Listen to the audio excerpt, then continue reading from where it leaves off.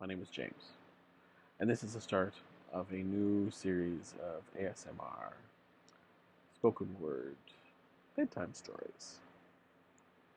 Tonight, I thought I would read you chapter 1 of a classic children's story by C.S. Lewis called A Horse and His Boy. I'm sure you've all seen any number of the Narnia movies, but this is not one of them. This is actually my favorite story of the series. So, I will give you chapter 1 this evening, and chapter 2 another evening, and I do hope you enjoy. Please like and subscribe if you do. And without further ado, we will begin. Chapter 1. How Shasta Set Out on His Travels. This is the story of an adventure that happened in Narnia and Calormen and the lands between, in the golden age when Peter was High King in Narnia, and his brothers and his brother and his two sisters were king and queens under him. In those days, far south in Calormen, in a little creek of the sea, there lived a poor fisherman called Arshish, and with him there lived a boy who called his father. The boy's name was Shasta. On most days, Arshish went out in his boat to fish in the morning, and in the afternoon he harnessed his donkey to a cart, and loaded the cart with fish, and went a mile or so southward to the village to sell it. And if he had sold well, he would come home in a moderately good mood, and say nothing to Shasta. But if he had sold badly, he would find fault with him, and perhaps beat him. There was always something to find fault with, for Shasta had plenty of work to do, mending and washing the nets, cooking the supper, and cleaning the cottage in which they both lived. Shasta was not at all interested in anything that lay south of his home, because he had once or twice been to the village with Arshish, and he knew that there was nothing very interesting there. But in the village, he only met other men who were just like his father.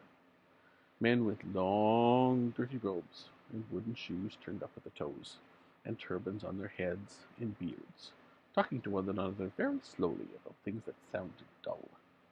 But he was very interested in everything that lay to the north, because no one ever went that way, and he was never allowed to go there himself.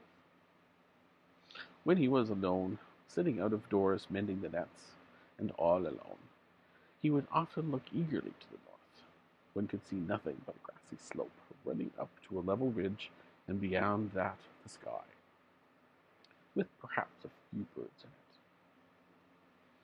Sometimes, if Arshish was there, Shasta would say, "Oh, my father, what is there beyond that hill?" And then, if the fisherman was in a bad temper, he would box Shasta's ears and tell him to attend to his work. Or if he was in a peaceable mood, he would say, "Oh, my son, do not allow your mind to be distracted by idle questions. For one of the poets has said, application to business is the root of prosperity, but those who ask questions that do not concern them are steering the ship of folly towards the rock of indigence." Shasta thought that beyond the hill there must be some delightful secret, which his father wished to hide from him.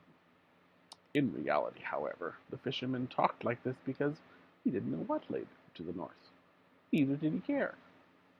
He had a very practical mind. One day there came from the south a stranger, who was unlike any man that Shasta had seen before.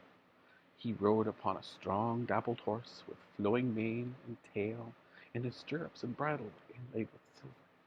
The spike of a helmet projected from the middle of his silken turban, and he wore a shirt of chainmail. By his side hung a curving scimitar. A round shield, studded with bosses of brass, hung at his back, and his right hand grasped the lance. His face was dark, but this did not surprise Shasta, because all of the people of Calormen were like that. What did surprise him was the man's beard, which was dyed crimson, and curled and gleaming with scented oil. But Arshish knew by the gold on the stranger's bare arm that he was a Tarkan, or great lord, and he bowed, kneeling before him, till his beard touched the earth. and made signs for Shasta to kneel also. The stranger demanded hospitality for the night, which, of course, the fisherman dared not refuse. All the best they had was set before the Tarkan for supper, and he didn't think much of it. And Shasta, as always happened when the fisherman had company, was given a hunk of bread and turned out of the cottage. On these occasions he usually slept with the donkey in its little thatched stable, but it was much too early to go to sleep yet, and Shasta, who had never learned that it is wrong to listen behind doors, sat with his ear to the crack in the wooden wall of the cottage to hear what the grown-ups were talking about. And this is what he heard. "And now, O my host," said the Tarkan, "I have a mind to buy that boy of yours." "O my master," replied the fisherman, and Shasta knew by the wheedling tone, the greedy look that was probably coming into his face as he said it, "what price could induce your servant, poor though he is, to sell into slavery his only child and his own flesh? For has not the poet said, natural affection is stronger than soup, and offspring more precious than carabuncles?" "It is even so," replied the guest dryly. "But another poet has likewise said, he who attempts to deceive the judicious is already bearing his own back for the scourge. Do not load your aged mouth with falsehoods. This boy is manifestly no son of yours, for your cheek is as dark as mine, but the boy is fair and white like the accursed but beautiful barbarians who inhabit the remote north." "How well it was said," answered the fisherman, "that swords can be kept off with shields, but the eye of wisdom pierces through every defense. Know then, O my formidable guest, that because of my extreme poverty I have never married, and have no child. But in the same year in which the Tizarok, may he live forever, began his august and beneficent reign, on a night when the moon was at her full, it pleased the gods to deprive me of my sleep. Therefore I rose from my bed in this hovel and went forth to the beach to refresh myself with looking upon the water and the moon and breathing the cool air. And presently I heard a noise as of oars coming to me across the water, and then, as it were, a weak cry, and shortly after, the tide brought to the land a little boat in which there was nothing but a man, lean with extreme hunger and thirst, who seemed to have died but a few moments before, for he was still warm, and an empty water skin, and a child still living. "Doubtless," said I, "these unfortunates have escaped from the wreck of a great ship. But the admirable designs of the gods, the elder has starved himself to keep the child alive, and has perished in sight of land. Accordingly, remembering how the gods never fail to reward those who befriend the destitute, and being moved by compassion, for your servant is a tender-hearted—" "Leave out these idle words in your own praise," interrupted the Tarkan. "It is enough to know you took the child, and have had 10 times the worth of his daily bread out of him in labor as anyone can see. And now tell me at once what price you put on him, for I am weary of your loquacity." "Oh, you yourself have wisely said," answered Arshish, "that the boy's labor has been to me of inestimable value. This must be taken into account in fixing the price. For if I sell the boy, I must undoubtedly either buy or hire another to do his work." "I'll give you 15 crescents for him," said the Tarkan. "15!" cried Arshish in a voice that was something between a whine and a scream. "15! For the prop of my old age and the delight of my eye? Do not mock my grey beard, Tarkan though you be. My price is 70. At this point, Shasta got up and tiptoed away. He had heard all he wanted, for he had often listened when men were bargaining in the village and knew how it was done. He was quite certain that Arshish would sell him in the end for something much more than 15 crescents, but much less than 70. But he and the Tarkan would take hours in getting to an agreement. You must not imagine that Shasta felt at all as you or I would feel if we had just overheard our parents talking about selling us for slaves. For one thing, his life was already little better than slavery. For all he knew, the lordly stranger on the great horse might be kinder than Ashish. For another, the story about his own discovery in the boat had filled him with excitement and with a sense of relief. He had often been uneasy because, try as he might, he had never been able to love the fisherman, and he knew that a boy ought to love his father. And now, apparently, he was no relation to Arshish at all. That took a great weight off his mind. Why, I might be anyone, he thought. I might be a son of a Tarkhan myself, or the son of the Tizrak, may he live forever, or of a god. He was standing out in the grassy place before the cottage while he thought these things. Twilight was coming in apace, and a star or two was already out, but the remains of the sunset could still be seen in the west. Not far away, the stranger's horse, loosely tied to an iron ring in the wall of the donkey's stable, was grazing. Shasta strolled over to it and patted its neck. It went on tearing up the grass and took no notice of him. Then another thought came to Shasta's mind. I wonder what sort of man the Tarkhan is, he said out loud. It would be splendid if he was kind. Some of the slaves in a great lord's house have next to nothing to do. They wear lovely clothes and eat meat every day. Perhaps he'd take me to the wars, and I'd save his life in a battle, and then he'd set me free and adopt me as his son, and give me a palace and a chariot and a suit of armor. But then he might be a horrid, cruel man. He might send me to work in the fields in chains. I wish I knew. How can I know? I bet this horse knows. If only he could tell me. The horse had lifted its head. Shasta stroked its smooth as satin nose and says, I wish you could talk, old fellow. And then, for a second, he thought he was dreaming. For quite distinctly, though in a low voice, the horse said, But I can. Shasta started into its great eyes, and his own grew almost as big with astonishment. However did you learn to talk? He asked. Hush, not so loud, replied the horse. Where I come from, nearly all the animals talk. Wherever is that? Asked Shasta. Narnia, said the horse. The happy land of Narnia. Narnia of the heathery mountains and the thymy downs. Narnia of the many rivers, the splashing glens and mossy caverns of the deep forest, ringing with the hammers of the dwarves. Oh, the sweet air of Narnia! An hour's life there is better than 1,000 years in Calormen.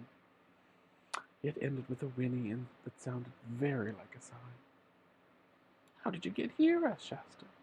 Kidnapped, said the horse, or stolen, or captured, whatever you like to call it. I was only a foal at the time. My mother warned me not to range the southern slopes into Archenland and beyond, but I wouldn't heed her. And by the lion's mane I have paid for my folly. All these years I have been a slave to humans, hiding my true nature and pretending to be dumb and witless like their horses. Why didn't you tell them who you were? Not such a fool, that's why. If they'd once found out I could talk, they would have made a show of me at fairs and guarded me more carefully than ever. My last chance of escape would have been gone. And why? Began the horse. Began Shasta, but the horse interrupted him. Now look, it said. We mustn't waste time on idle questions. You want to know about my master, the Tarkhan Anradin? Well, he's bad. Not too bad to me, for a war horse costs too much to be treated very badly. But you'd better be lying dead tonight than be a human slave in his house tomorrow. Then I'd better run away, said Shasta, turning very pale. Yes, you have, said the horse. But why not run away with me? Are you going to run away too, said Shasta. Yes, if you'll come with me, answered the horse. This is the chance for both of us. You see, if I run away without a rider, everyone who sees me will say, Stray horse, and be after me as quick as he can. With a rider, I have a chance to get through. That's where you can help me. On the other hand, you can't get very far on those two silly legs of yours. What absurd legs humans have. Without being overtaken. But on me, you can outdistance any other horse in this country. That's where I can help you. By the way, I suppose you know how to ride. Oh, yes, of course, said Shasta. At least, I've ridden the donkey. Ridden the what? Retorted the horse with extreme contempt. Or at least that is what he meant. Actually, it came out in sort of a neigh. Ridden the what? Talking horses always become more horsey in accent when they are angry.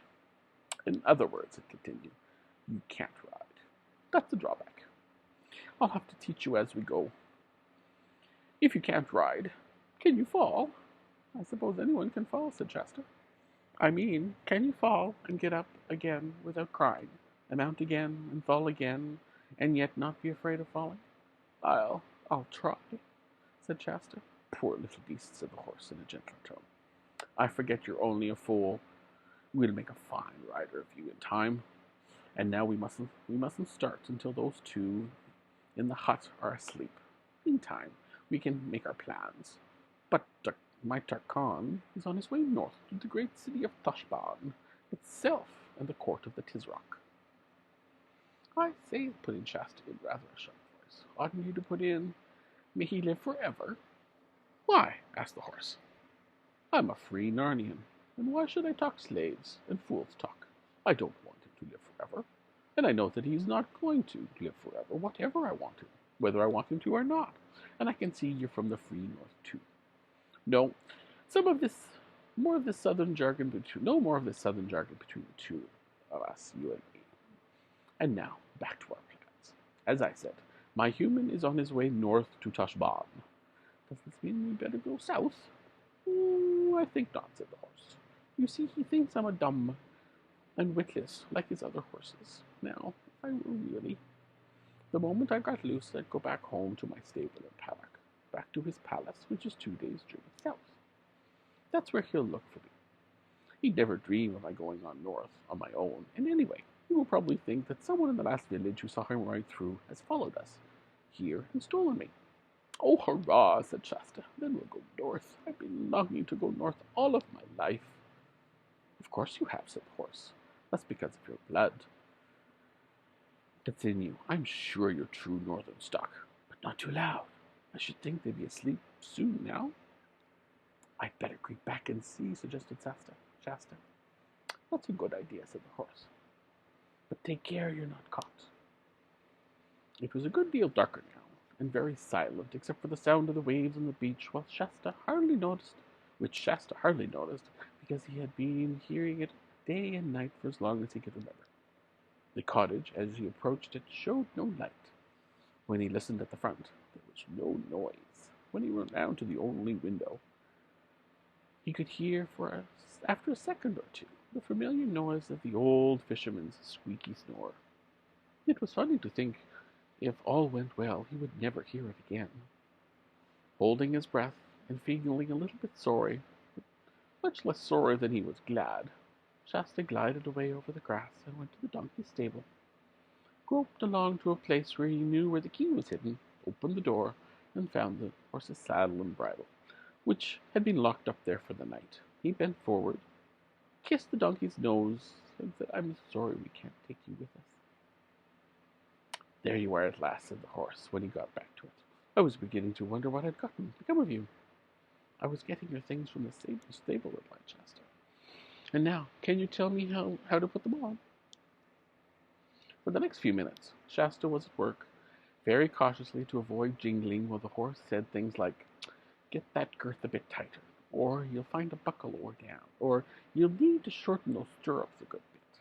When all was finished, it said, now, we've got to have reins for the look of the thing, but you won't be using them.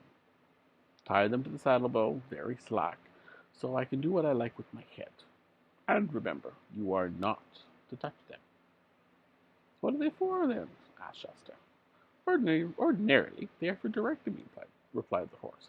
But as I intend to do all the directing on this journey, you'll please keep your hands to yourself. And there's another thing. I'm not going to have you grabbing my mane. But I say, pleaded Shasta, if I'm not to hold on by the reins or by your mane, what am I to hold on by? You hold on with your knees, said the horse. That's the secret of good riding. Grip my body between your knees as hard as you like. Sit straight up, straight as a poker. Keep your elbows in, and by the way, Where'd you put the stirrups? The spurs? Put them on my heels, of course, said Shasta. I know that much. Then you can take them off and put them in the saddlebags. We may be able to sell them when we get to Tushbon. Ready? And now I think you can get up. Ugh, you're a dreadful height, gasped Shasta, after his first and unsuccessful attempt. I'm a horse, that's all, was the reply. Anyone would think I was a haystack from the way you're trying to climb up me. There, that's better. Now sit up and remember what I told you about your knees. Funny to think of me, who has led cavalry charges and won races, having a potato sack like you in the saddle. However, off we go, it chuckled, not unkindly. And it certainly began their night journey with great caution. First of all, it went just south of the fisherman's cottage to the little river, which there ran into the sea, and took care to leave in the mud some very plain hoof marks pointing south. But as soon as they were in the middle of the ford, it turned upstream and waited till they were about 100 yards further inland from the cottage. Then it selected a nice gravelly bit of bank, which would take no footprints, and came out on the northern side. Then, still at a walking pace, it went northward, until the cottage, the one tree, the donkey stable, and the creek, everything, in fact, that Shasta had ever known, had sunk out of sight. In the gray summer night darkness, they had been going uphill, and now were at the top of the ridge which had always been the boundary of Shasta's known world. He could not see what was ahead, except it was all open and grassy. It looked endless, wild, lonely, and free. I say, observed the horse, what a place for a gallop, eh? No, no, don't let, said Shasta. Not yet. I don't know how to please, horse. I don't know your name. Brinny, hinny, brinny, hoo-ha, hey, said the horse. I'll never be able to say all that, said Shasta. Can I call you Bree? Well, if that's the best you can do, I suppose you must. And what shall I call you? I'm called Shasta. Said Bree. Well, now there is a name that's really hard to pronounce. But now, what about this gallop? It's a good deal easier than trotting if you only knew, because you don't have to rise and fall. Grip with your knees and keep your eyes straight ahead, between my ears. Don't look at the ground. If you think you're going to fall, just grip harder and sit up straighter. Ready? Now for Narnia and the North.